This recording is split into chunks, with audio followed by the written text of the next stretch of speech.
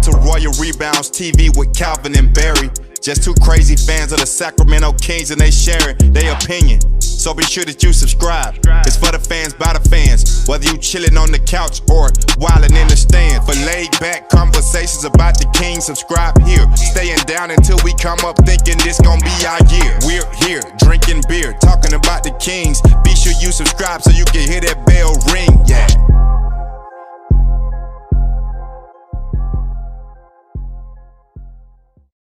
What's up, Kings fans? Welcome back to Royal Rebounds TV, a Sacramento Kings YouTube channel for fans, by fans. Yeah, welcome in, Royal family. This is the Royal Rebounds Podcast, your daily Sacramento Kings therapy session with Calvin and Barry. On today's show, we'll break down the Kings Raptors, we'll give you our shoulders to cry on, and we'll look ahead to how the Kings can improve this team and get back to winning basketball games. We'll talk more trades. And Isaiah Thomas is back in the NBA for a brief stint. Could be more. We'll find out. First up, time for your nightcap.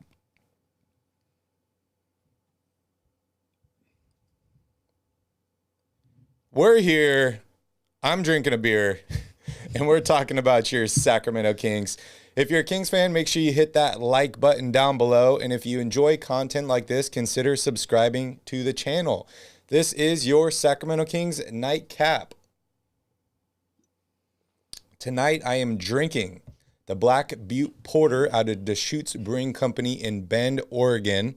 And that is exactly what the Kings did tonight, was bend over and get destroyed by the Toronto Raptors. Kings lose 124-101 in Toronto. We got to see Metu and Len start. Horrible start for the Kings, and it didn't get much better. The Kings were down 31 points in this game. They never led in this game. Tyrese Haliburton didn't show up. The Kings gave up 70 points in the first half, and they capped off a 3-game losing streak. Yes, they did. The tables have turned so quickly after a 3-game winning streak. Here we are, right on the opposite end of the spectrum. And, man, there's honestly just not much to talk about here. The Kings came out and played pretty much the exact same way that we saw them play against Cleveland. One of my keys for this game was transition defense. First 3 baskets the Raptors scored were fast break baskets, wide open layups. Siakam could have crawled to the basket to get the layup, that first basket. And it didn't get any better from there. They just continued to let up fast break points. I think it was 22 for the game. 9 Toronto Raptors in double figures tonight after 7 scored double figures in Cleveland. De'Aaron Fox, 29 points. But other than that, not much to talk about offensively for the Kings. Not many good things to talk about. 17 turnovers tonight for the Sacramento Kings. The first 5 possessions by the Kings, 4 of them were turnovers. It led to an 11-0 start by the Toronto Raptors, and they never looked back. Cal, you want to take a look at the box score? Yeah. As I mentioned, De'Aaron Fox leads all Kings scorers with 29 points, added 3 assists and 2 rebounds. Other than that, Alex Len was the only other starter in double figures with 12 points and 8 rebounds, all 8 of his rebounds on the offensive glass. The Kings had an advantage inside in this game and were not able to take advantage of it. They really missed Richaun Holmes. 3 players in double figures off the bench. Buddy Hield, 14 points on 4 of 11 from 3. Tristan Thompson, 11 points in 12 minutes, as well as 7 rebounds. And Marvin Bagley, another double-double off the bench, 12 points, 11 rebounds. The team shot 40% from the field and under 67% at the foul line. Yes, 6 combined points by Harrison Barnes and Tyrese Haliburton. The Kings aren't going to win any basketball games with this kind of production, not to mention 4 points out of Metu. That is 10 total points out of 3 starters on this squad, 12 for Alex Len, and 14 for Buddy Hield on some bad shooting again. I mean, 4 from 11, it could be worse. We've seen him do a lot worse than that, but yeah, man, it's just it is what it is right now with this team. They look like a team that is completely deflated to me. I think all of the trade talk that continues to pick up more and more steam might be getting to these guys. Whether or not they feel like they are worried about themselves being traded or not, I think they see the writing on the wall that this team is probably going to look very different here in a month or two. Yeah, I totally agree. Thanks, everyone that's just joining in now. We're getting a little bit of a late start to tonight's podcast. Work sucks. Calvin and I had some work to do today. I do have to give a little confession, though. This is the first Kings game this season that I did not watch the entire game. I was tired of the performance. I shut it off, and I just watched highlights of the rest of the game. And I don't think I missed much. You did not. But welcome, Makami, Summer. Good to see you guys there. I also wanted to give a quick shout out to Andy, a new friend of the channel. Andy, just want to say we really appreciate you, all the kind words and all the things that you've done to help us out. We really, really appreciate it. And to the rest of you out there, if you guys want to get in contact with us, you can either hit us up on Instagram or you can go to our YouTube channel page. Down below, there is a contact link to the email address where you can email us anything you want. If you just want to vent. You can get at us on Twitter as well. I'm usually on there, every day at Royal_Rebounds on Twitter. So I respond pretty quickly to any tweets. Exactly. Anything you want to talk about in team statistics? Not really. We talked about the turnovers. We're going to probably make this section pretty quick tonight just because it was so painful, and then we're going to try and move on to the second section that's going to be a lot more fun. We're going to talk about trades. We're going to talk about a bunch of different things Kings related. So bear with us here. Right. And I mean, the biggest reason why we're not going to spend much time recapping this game is because it literally is a broken record. It's the same stuff that we've been saying now for the past few games. A lot of the problems they had against Cleveland, they had again tonight. Transition points, fast break points, really, really just lazy not being able to get back on defense. Mm-hmm. There were a ton of missed layups by the Kings in this game. We already talked about Harrison Barnes and Tyrese Haliburton struggling. One of my biggest issues with this game is when you're struggling to score so much, you have to put your best players or your best scorers in a good position to do that. Yep. Tyrese only took 2 shots today.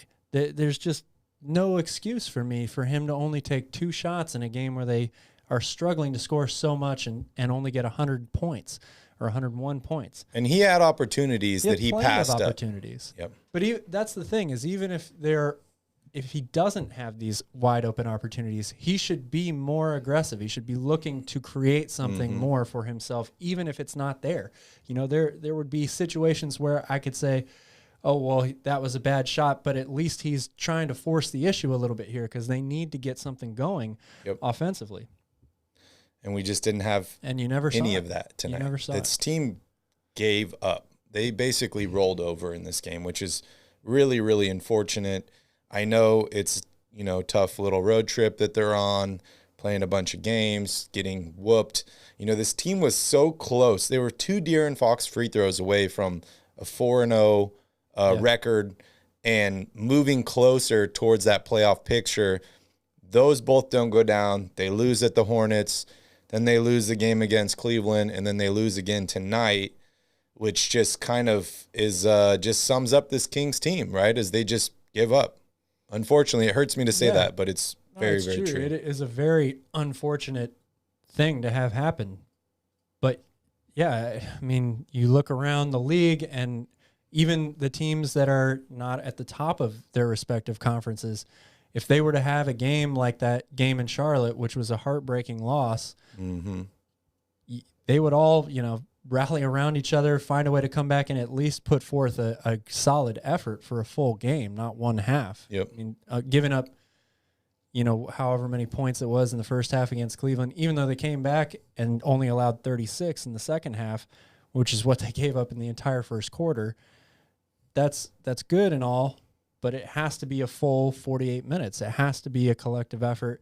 You have to find a way to snap out of that lazy, lackadaisical mentality quicker. It just has to happen quicker because now it is snowballed into something that they may have trouble stopping for a long time. Yeah, and you got to stop giving up 40-point quarters. They really destroy you. And when you only score 23 points in a quarter, you can't have those lapses on both ends of the floor at the same time. Yeah. I do want to talk about a couple quick positives from this game. There's not a lot, so this is going to be pretty quick.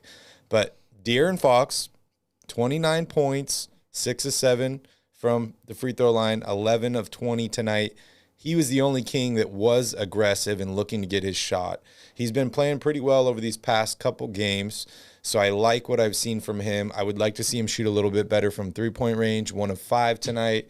But De'Aaron Fox, I guess you could say he's turned it around. There was a lot of people doubting him earlier on in this season. The Kings were actually winning some games, and he wasn't playing that well. Now they're losing games, and he is playing well. So I just want to say I like what I've seen out of De'Aaron Fox on the offensive end of the floor. Not so much defensively, but offensively. And then also I want to give a little shout-out to Alvin Gentry. You know, it might be weird that I'm shouting out a coach after getting destroyed by the Toronto Raptors, but watching his post-game press conference, he didn't throw anybody under the bus. He said, this is on me. He said, you know, I need to be better. I need to find a better way to prepare these guys. Whether that's the truth or not, I don't know. But, you know, a coach willing to say that and take the blame for his team is big. And one thing he did say was, he said, you know, when I get to the point where I say there's nothing else I could do to prepare these guys, and it is on the players, that's a bad coach. And so I don't think Doc Rivers felt the same way about Ben Simmons last postseason, but I just want to give a shout out to Alvin because I think he's a true professional. Yeah. Any positives you want to throw in there, Cal? Nah, I like what you said. You know, it's really hard to take a bunch of positives away from this game and these past couple of games. As I mentioned, it has snowballed into something that has been just really ugly to watch. Normally, or not normally, but a lot of times we watch these games like the Charlotte game. They scored a bunch of points. They made it entertaining. They made it close, and there were so many other things that you didn't like there down the stretch defensively. They couldn't close anything out, but that is because they usually put forth a good offensive effort. Yep. And are able to keep games close, even games that you wouldn't expect them to keep close. Mm-hmm. And these last two games, it's really just been a whole lot of nothing. Yep. So it's unfortunate. Jeff the Lefty says, why can't Fox light a fire under the rest of the starters? Yeah. Well, because they lack talent, Sass, I'm sorry. I even if the statement is true, you can still light a fire under somebody if they don't have talent. Yeah, like I see what you're saying. Maybe it won't do anything in the long run. Mm-hmm. But that's part of the problem, right? Is that there's a lack of talent and you don't have the effort to go into that. When you're not as talented of a team, your effort has to be tenfold more so that you can compete on a nightly basis. Yeah, and I'm also going to say, who are the starters on this team? Like, really, you look at the starting lineup, all these guys have missed games other than Fox and Haliburton. It's hard to develop chemistry. It's hard to light a fire under players when you constantly have people going in and out of the starting lineup. You know, we saw Len starting tonight. We saw Metu starting. Obviously, Rashawn is out with an injury. But, you know, we saw Marvin Bagley start before. We saw Terrence Davis start before. You know, we've seen other guys step in and out of this role. So it's hard to get anything going when you don't have consistency. True. Very true. Charlie says, because this is real life and they are grown men. This isn't some remember the Titans bullshit. Yeah. I'm disappointed in Haliburton, honestly, man. I'm looking at your comment here. Hallie's constantly yelling and screaming, but we still play sucky. Haliburton didn't do much tonight either. He only had 3 points, took 2 shots. This isn't the first game this year that I've seen a lack of aggressiveness from him. When I see the aggressiveness from him, I love it, but he's not doing it consistently. And we have these games where he just seems like he'd rather pass the ball to somebody else every single time. Even if you're open and you give up an open shot for a contested shot later in the shot clock, which is not a recipe for success. Definitely not. All right. Anything else you want to talk about in the game here, Cal? Davion, we could talk about Davion. 26 minutes tonight, 8 points from him. He hit 2 threes. You see anything you liked out of him? Yeah, I just continue to like the way that he's, finding himself in the NBA and gaining more confidence. They put a stat up during the game of how all his numbers have grown and steadily increased month by month since he's been a pro. From October to now, he's shooting very, very well in the month of October. He's also facilitating. He had 6 more assists tonight, only 1 turnover. So I think that Davion is continuing to just build on, putting himself in a good position here to be a good player for a long time. And I think that there probably will come a day where, he cracks a starting lineup at some point, whether it's with Sacramento or not. I believe that. So it's definitely a good thing for the Kings to have. But a lot of the comments in here are true in that the Kings don't have a real true second option, a really formidable player that you can put alongside De'Aaron Fox. They have a lot of nice players who are capable. We've seen a lot of these guys of scoring 20 points here, 20 points there. And some of these guys will do that more consistently, like Davion Mitchell. I don't know if he won't average 20 a game this season, but it's something that he is capable of doing, I think, at some point in his career. But yes, the Kings are sort of a mixed bag of talent right now that doesn't fully complement each other, and they need another big centerpiece. Yep. Let's talk a little bit about the starting lineup real quick, and then I want to move on. We saw Metu and Len tonight. How do you feel about this group? You think it's time to switch it up a little bit more? I know I just talked about consistency in that, but well, that's the thing is they've switched it up all season long. Yeah. And some of that has been because they had to, because they've had starters out. But the power forward spot has been a revolving door all year long. They haven't been able to have one guy consistently play in that spot, even though Marvin Bagley has been consistent, even though it's not, like all-star type numbers, but he has played at a very consistent level over the past 3 weeks or so. Other than the start he got against Cleveland. But all those starters were benched for a good portion of the second half anyway. I don't think that Marvin was going to have a great game overall anyway, even if he had been left in. But part of that is just because they were limited in the number of minutes they got in the second half. So it's not going to fix anything for them to switch the starting lineup again, even though I expect them to do it. It won't change anything, in my opinion. Yeah. Another good game by Marvin Bagley tonight. 12 points, 11 rebounds, 1 block. I really want to see Marvin at the center. I really do. While Holmes is out with this eye injury, and hopefully he's ready to return when the Kings face the Wizards at home, because he is a big missing piece on this Kings team. But I'd love to see Marvin at the 5. I just want to see what he can do, what he can bring offensively and defensively.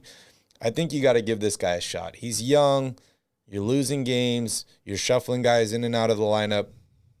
Let's give Marvin a shot at the 5 and see what happens. Yeah, I don't know. I mean, it can't be much worse. I'll give you that. Yeah. All right. So let's see here. We're going to take a quick break, and when we come back, we're going to dive deeper into your Kings with a section called Around the Crown.